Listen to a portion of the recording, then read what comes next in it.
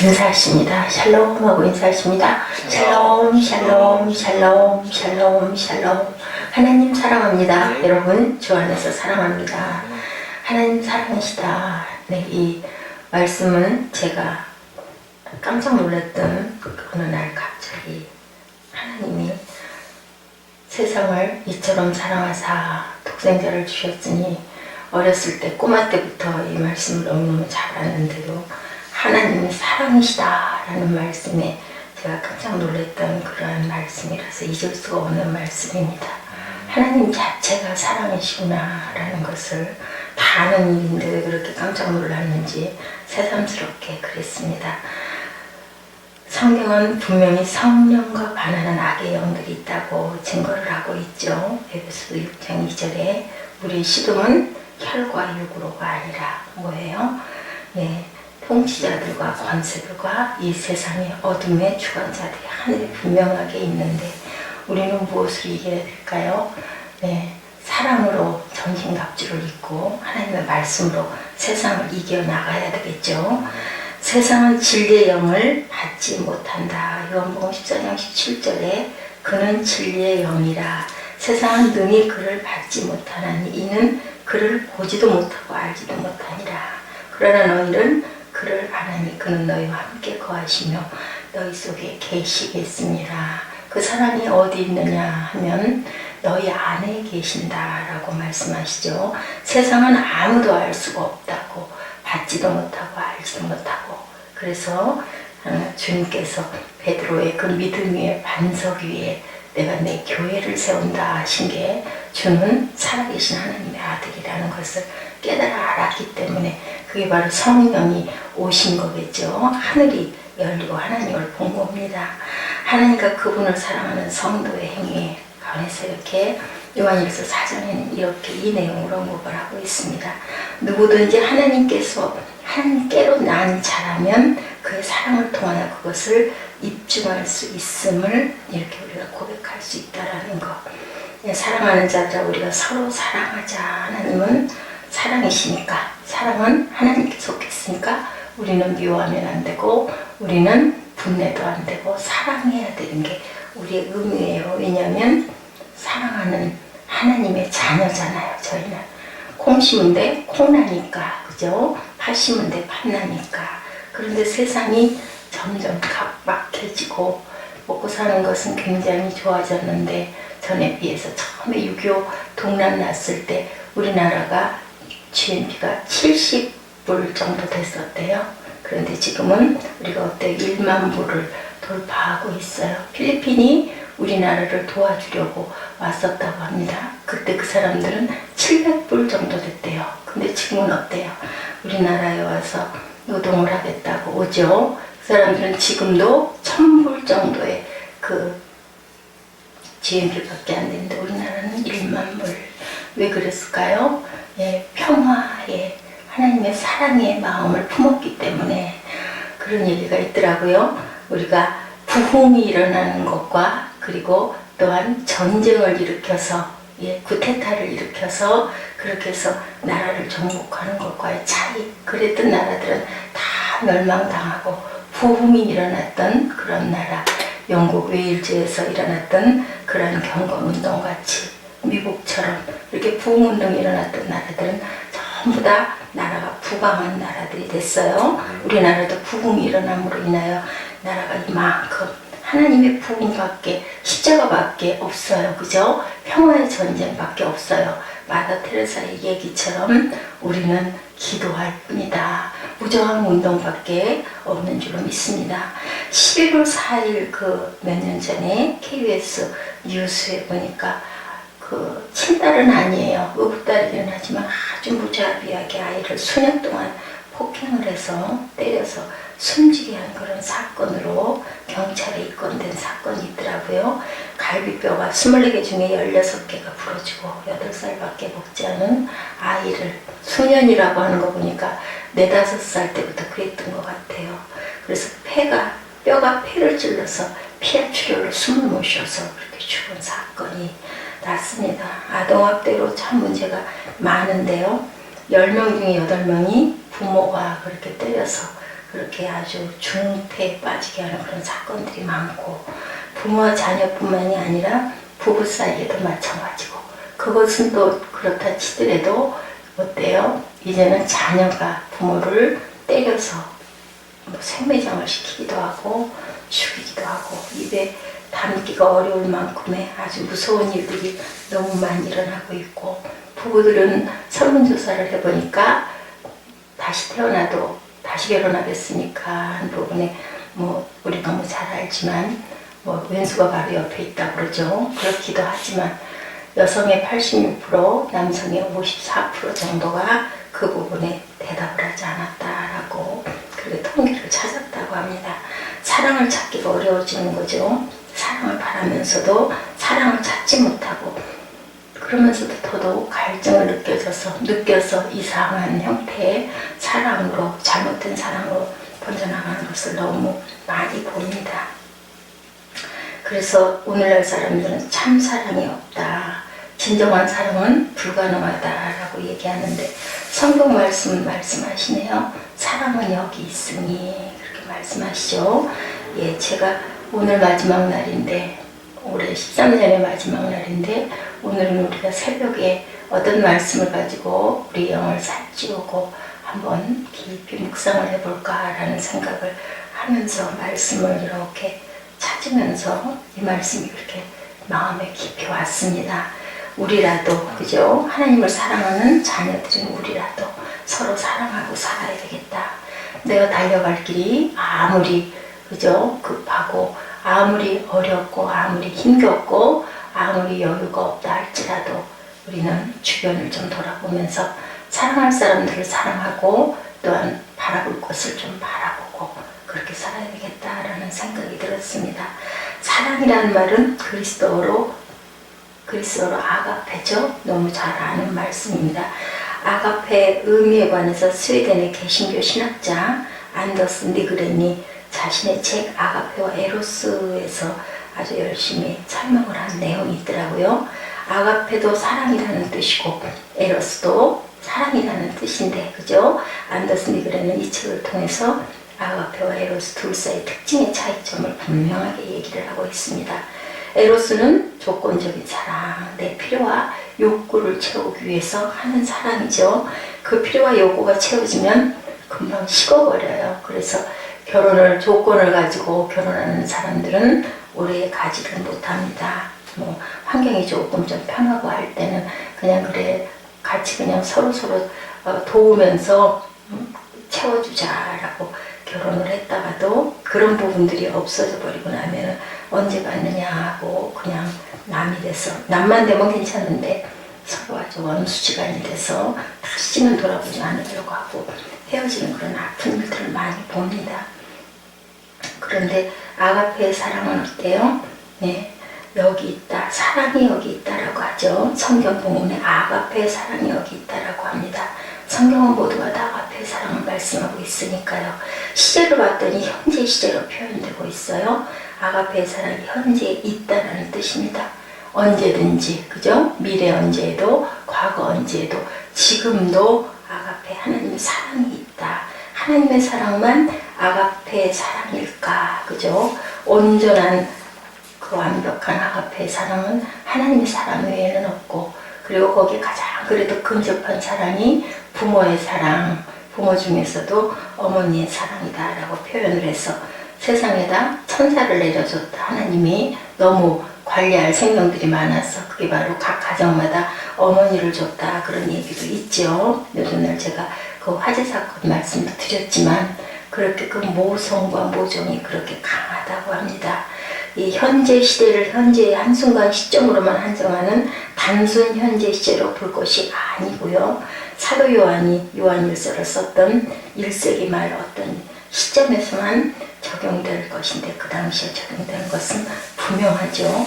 1세기 말의 요한 공동체 교회는 굉장한 어려움을 겪고 있었어요. 이 책을 쓸 때쯤 돼서 요한일서 2장 19절에 지금은 마지막 때라라고 표현하고 있습니다.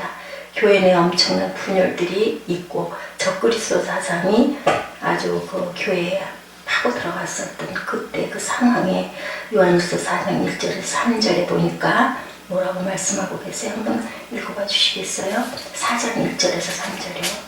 사랑하는 자들아 다 영을 믿지 말고 오직 영들이 하나님께 속하였나 분별하라. 많은 거짓 선지자가 세상에 나왔습니다. 이로써 너희가 하나님의 영을 알지니 곧 예수 그리스도께서 육체로 오신 것을 시인하는 영마다 하나님께 속한 것이요 예수를 시인하지 아니하는 영마다 하나님께 속한 것이 아니니 이것이 곧 적그리스도의 영이라. 오리라 한 말을 너희가 들었거니와 지금 벌써 세상에 있느니라. 네, 영육 이원론을 주장을 하고 영지주의가 나오고 예수님은 몸이 가현설이 나와서 사실은 실제는 없었다라고 주장하는 그런 이단 사상들이 굉장히 팽배했었을 그때입니다. 이래서 우리가 신령하고 그 밀교적인 지식인 영지를 통해서 구원은 주님께로 해서 이루어진 게 아니라 이런 신령한 어떤 영지를 통해서 영을 통해서 그렇게 해서 구원을 얻는다라고 주장을 했던 과연설을 주장하는 영지주의자들이 에로스적인 사랑을 가지고 그렇게 있었던 그 시절에 교회는 어땠어요? 신학적으로 교회 전체적으로 커다란 혼성과 그러니까 예나 지금이나 언제나 일어나지 그런 그 나쁜 이단 사상들로 인하여 교회들이 무너지고 붕괴가 되고 뭐예요? 사단들이 날뛰는 거죠. 그런데 아가페 사랑이 있다라는 선언은 언제만 적용되는 것이 아니고 2000년 전만이 아니고 성경 본문에서 사랑이 있다는 현재 시제로 현재도 과거에도 또한 앞으로 미래에도 시제상으로 영원한 현재라는 시제가 있는데요. 오늘의 본문 구절이 그렇게 영원한 현재 시제라고 이렇게 그 신학적으로도 파헤쳐지고 있습니다. 참사랑은 그래서 여기 있다. 여기 있다는 것은 무엇일까요? 10절을 읽어보니 뭐라고 말씀하세요? 사랑은 여기 있으니 우리가 하나님을 사랑한 것이 아니라고 말씀하시네요. 누가 사랑했다고요? 하나님이 우리를 사랑했다. 그러면 우리는 할 말이 없는 거예요. 그죠? 왜냐하면 우리가 하는 사랑은 과연 하나님을 사랑한다 하지만 아가페적인 사랑일까? 못했죠? 베드로가 결국은 주님이 다 아시나이다 했습니다. 왜 그랬을까요? 마음에 찔림이 있었던 거예요. 우리가 지금 하나님을 사랑한다 하지만 어떤 환난과 어려움과 역경이 오면 어때요? 불평하고 불만하고 그 아가페적인 사랑은 그게 아니겠죠. 어떻든 사랑할 수 있는 그거. 근데 제가 생각을 해봐도요. 제가 이 말씀을 묵상을 하면서 나는 어떨까를 생각을 해봐도 저도 자신이 없습니다. 전에 주님께서 저에게도 그렇게 똑같이 물어보셨을 때 나중에는 세 번째 물어보시니까 양심인 거죠. 민망해서 바로 바라볼 수가 없고 입술에서 그 말이 편하게 나오지가 않더라고요. 왜냐하면 마음의 찔림이에요. 거듭 똑같은 말씀을 물어보실 때 베드로의 심정이 이렇겠구나 라고 저도 생각을 했습니다. 중세시대 프랑스의 수도사였던 클레르 베르나드라는 사람의 묵상의 글귀가 있습니다. 베르나드는 이 사람이 아까 그 구주를 생각만 해도 제가 앞에 찬양 세 곡 틀었죠. 그 찬양들을 그 지었던 우리나라에 그 들어와 있는 찬송곡 중에서 날 구원한 예수님, 오 거룩한 예수님, 구주를 생각만 해도 이것을 백작의 아들이었더라고요. 보니까 이분이 그런 얘기를 하고 있습니다. 베르나드는 자신의 책 하나님의 사랑에서 우리가 하나님을 사랑한다라는 것에 관해 아주 날카롭게 분석하고 지적했대요. 자기를 위하여 자기를 사랑하는 단계, 우리 모두가 나를 위하여 나를 사랑하는 단계, 우리의 사랑에는 네 가지가 있다고 합니다. 둘째는 자기를 위하여 하나님을 사랑하는 단계, 나를 위해서 사랑하죠. 부부의 사랑도 그런 부분이 많은 것 같아요. 그렇기 때문에 조금 나를 섭섭하게 하고 불편하게 하면은 미워하게 되죠. 아가페적인 사랑이 아니기 때문에 당연하죠. 그럴 것 같습니다. 또한 그 자기를 위하여 자기를 사랑하는 단계는 인간의 본성이 연약하고 유약해서 인간 자신을 사랑할 수밖에 없는 사랑, 아주 이기적인 그런 사랑이죠. 이 단계에서도 이웃을 사랑하고 선행을 할 수는 있지만 전적으로 자기를 사랑하는 것에서부터 시작한다. 그렇죠. 이웃을 그만큼만 사랑해도 그건 성공한 사랑일 것 같아요. 자신의 이기적인 동기, 나를 위해 하나님을 사랑하는 것. 그렇기 때문에 우리의 필요와 욕구가 채워지면 잊어버리게 되고, 그죠? 이스라엘 민족들 어땠어요? 바알 만들어 놓고 우상도 섬겼다가 하나님을 섬겼다가, 그게 우리들이 얘기할 때 기회주의라고 얘기를 하죠. 그렇게 하다가 내 마음대로 되지 않으면 아주 불평불만을 하고 자기 중심적인 죄성에 관해서 이렇게 얘기를 하고 있습니다. 우리는 온전할 수는 도저히 없어요. 네, 실존주의자죠. 폴 틸리는 불신과 교만과 무한정한 욕망으로 우리가 만들어져 있다. 세 가지로 분석합니다. 불신은 자신의 삶의 중심에서 하나님을 내쫓아내는 것. 교만은 자신의 삶의 중심에서 하나님을 내쫓아내고 자신의 삶의 중심에 앉히는 것. 자신을. 네, 그렇죠. 그래서 지금 포스트 모던이다. 내가 하나님같이 될 수 있다. 뭐든지 할 수 있다. 우상이, 내가 우러러보는 모든 것들이 우상이 돼서 가고 있습니다. 예, 깔뱅이 얘기합니다. 인간의 부패성의 증상들을 자신의 제 기독교 강요에서 얘기하고 있어요. 인간의 본성이 부패했기 때문에 모든 능력은 오염되고 썩었고 인간의 모든 행동은 무질서와 무절제에 빠진다라고 이렇게 얘기합니다. 인간인 우리가 아무리 하나님을 사랑한다고 한들 그것에는 참된 아가페 사랑이 없다고 봐야 솔직하고 정직하다.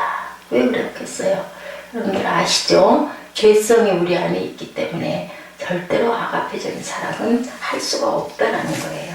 그런데도 하나님은 참사랑이 여기 있다고 하는데 어디에 있을까요? 10절에 여기 있으니, 네, 우리가 하나님을 사랑한 것이 아니고 하나님이 우리를 사랑하사 우리 죄를 속하기 위하여 아들을 보내셨다라고 얘기했어요.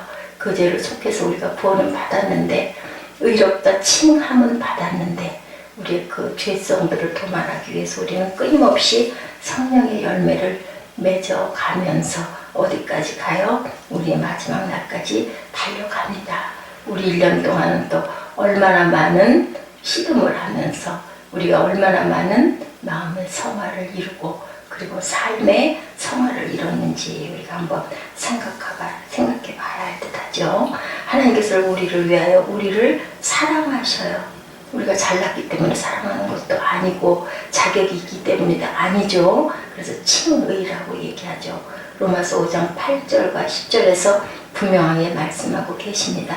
로마서 5장 8절과 10절 한번 읽어봐 주실래요?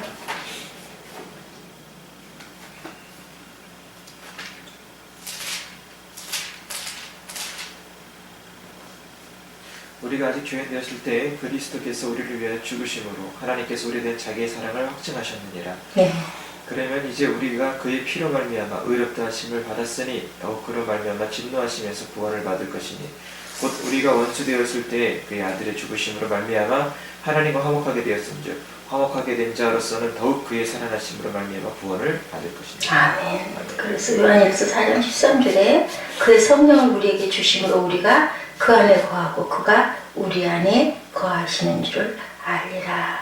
사랑은 여기 있다 저기 있다 아무리 해도 그 사랑은 어디 있다고요? 우리 안에 주님께서 와서 아예 앉아 계세요.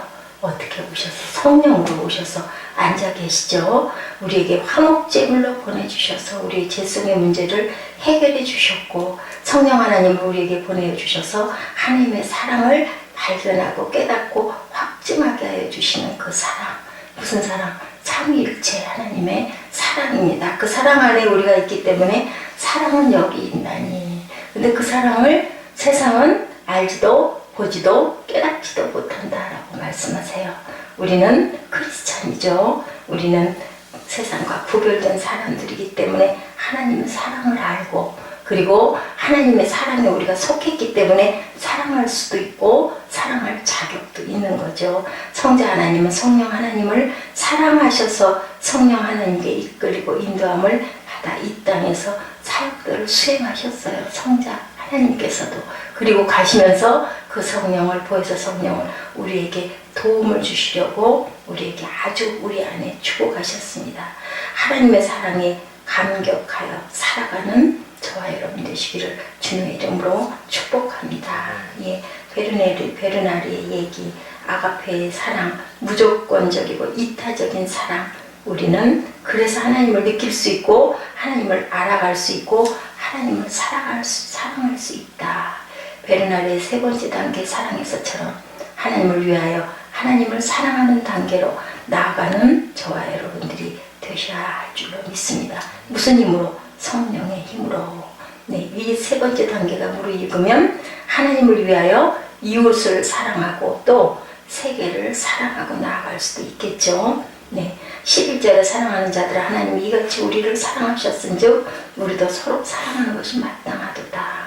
말씀하시듯 하나님을 사랑하면 반드시 이웃 사랑함으로 확장이 되어야 가야 되고, 그래서 하늘나라를 우리가 확장해 가라고 우리를 하나님께서 세상에 허락하고 가셨습니다. 한경림 목사님 잘 아시죠? 프리스턴 신학교를 졸업하고 예일대학교에서 교회사를 공부하기 위해서 입학을 했다가 폐결핵 3기에 정말 그때는 사형 선고 같은 그러한 선고를 받고 공부할 것을 포기합니다. 그런데 미국 장로교인들이 많이 도와줬대요. 보니까 요양원에 와서 1929년에서 31년 동안 3년 동안 요양을 했어요. 그리고 미국 그리스도인들의 사랑을 듬뿍 받았어요. 사랑받을 자들은 어디 가서나 구경을 초월해서도 이렇게 드러나죠. 그렇게 사랑을 받았습니다. 이때 여기서 하나님의 사랑을 맛보면서 이 한경직 목사님은 하나님과 대화하는 시간을 많이 가졌다라고 증명이 돼 있네요. 요한복음 3장 16절 하나님이 세상을 이처럼 사랑하사 독생자를 주셨으니 누구든지 그를 믿는 자마다 멸망치 않고 영생을 얻게 하려 함이라. 하나님이 세상 그 안에서 사랑하시는 세상에 있는 연약하고 힘든 그런 사람들을 사랑해야겠다는 것을 이 말씀에서 한경직 목사님은 깨닫고 귀국해서 이웃사랑에 헌신을 합니다. 버려진 아이들, 노인들을 위해서 사랑을 베풀고 공산당 탄압으로 월남하여서 서울에서 배단위 교회를 세웁니다.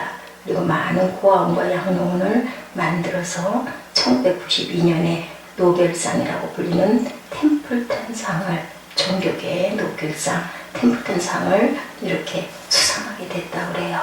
그 단계가 무르익으면 베르나르가 언급한 네 번째 단계, 하나님을 위하여 자기를 사랑하는 단계로 나아갈 수 있다. 이웃을 사랑하고 그리고 나면 자신을 온전히 하나님께만 드리는 자신을 사랑하는 단계가 될 수 있다라고 얘기합니다. 한 방울의 물이 포도주통에 떨어지면 포도의 맛과 색깔로 변하여 없어지는 것 같은 단계. 쇠막대기가 불에 달궈지면 빨갛게 되어 불꽃이 피는 것처럼 하나님의 사랑으로 되돌아가는 것 같은 단계. 공기가 햇빛을 받으면 그 자체가 햇빛으로 나타나는 것과 마찬가지로 인간적인 사랑이 하나님 자신의 뜻에 의하여 성도들이 변화되는 단계. 무슨 얘기를 하고 있어요? 성화가 되는 단계를 얘기하고 있어요. 그렇게 이기적인 단계, 그리고 나를 위해서 하나님을 사랑하는 단계, 그것이 넘어서 가다 보면 이웃을 사랑하는 단계, 그 단계가 완성이 되고 나면 그 다음에는 나 자체가 하나님 안에 완전히 접목돼서 작은 예수가 되는 단계가 이렇게 이루어질 수 있다. 이 베르나르의 삶이 하나님의 사랑으로 가득 찬 실제 그런 사랑이었다. 그런 단계의 삶이었다고 합니다. 12세기 백작 가문에서 태어났으나 세상의 명예를 모두 포기하고 수도사가 되어서 그리스도와 더불어 가난하게 사는 것에 유일한 관심을 두었다고 그러네요. 하나님을 알아가되 창빈과 단순함과 고독 속에서 하나님께 대한 헌신을 통하여 하나님의 사랑을 묵상하고 실천하는 삶을 살고, 이런 그 하나님을 알아가는 네 가지 단계라는 글을 이렇게 썼습니다. 오늘 제가 두서없이 잔잔하게 말씀드린 것처럼 평생 동안 하나님의 사랑이신 구주 예수 그리스도를 온전히 묵상하고 찬양하고 실천하며 개혁하는 삶을 살았어요.